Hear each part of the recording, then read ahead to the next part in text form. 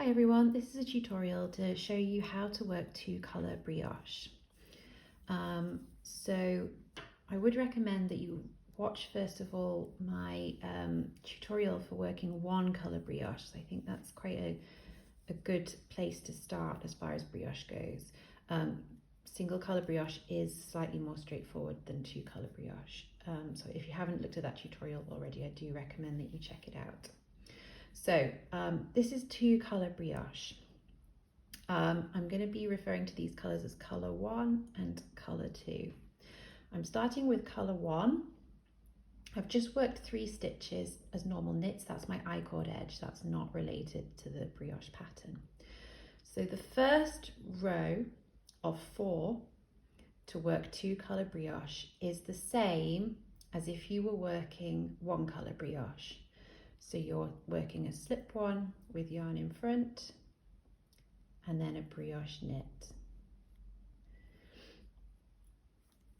Slip one with yarn in front, brioche knit. And the way I always like to remember this pattern is that you're always either adding a yarn over or you're taking a yarn over away from the stitches on your left needle. So here my next stitch doesn't have a yarn over, so I need to add a yarn over with a slip one yarn over. This stitch has a yarn over, I'm taking that yarn over away, brioche knit. It's just a nice way to remember which of the stitches you're supposed to be doing. So that's the first row in the 4-row pattern repeat. Now, one thing to say is on the very, very first row that you work, this first row would be slightly different because you wouldn't already have the slipped stitches established. So on the very first time you'd be working slip one yarn over, knit one. But after that, slip one yarn over, brioche knit. And you'll repeat that all the way to the end of your row. Okay, so I've reached the end of my row, and this is where two-colour brioche is different to one-colour brioche. If you were just working one colour, you'd be turning to your wrong side and repeating the same pattern back again. But this is two-colour brioche. What you do instead is you slide your stitches all the way to the other end of your needle, and you're going to work the right side again. This time you're going to work it with colour 2. So again, I'm just going to work my I-cord edge, which is part of this pattern, but it's not part of the actual brioche, the two-colour brioche pattern. Okay, so what you're going to do for row 2 with colour 2 is you're going to do what's called a brioche purl. So much like a brioche knit, it's a purl stitch, and you're purling the stitch and the yarn over together. Brioche purl, slip one, yarn over, brioche purl, slip one, yarn over, brioche purl, slip one, yarn over, and it just carries on that pattern all the way to the end of that second row.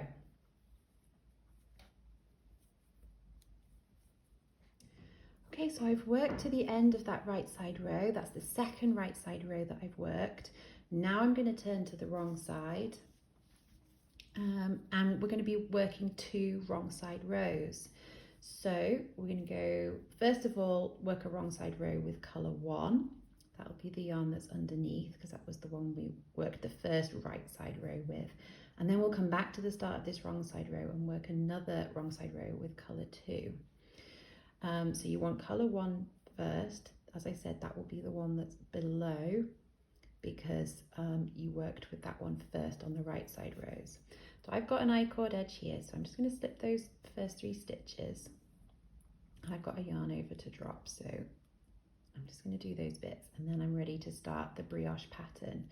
Now the first wrong side row is actually the same as the second right side row that you've just worked. So you're brioche purling again, and if the stitch doesn't already have a yarn over, you're creating one by doing a slip one, yarn over. If it has a yarn over already, you are brioche purling it to get rid of that yarn over. So slip one, yarn over, brioche purl, slip one, yarn over, brioche purl, slip-on yarn over, brioche purl, and you continue that pattern all the way to the end of this wrong side row.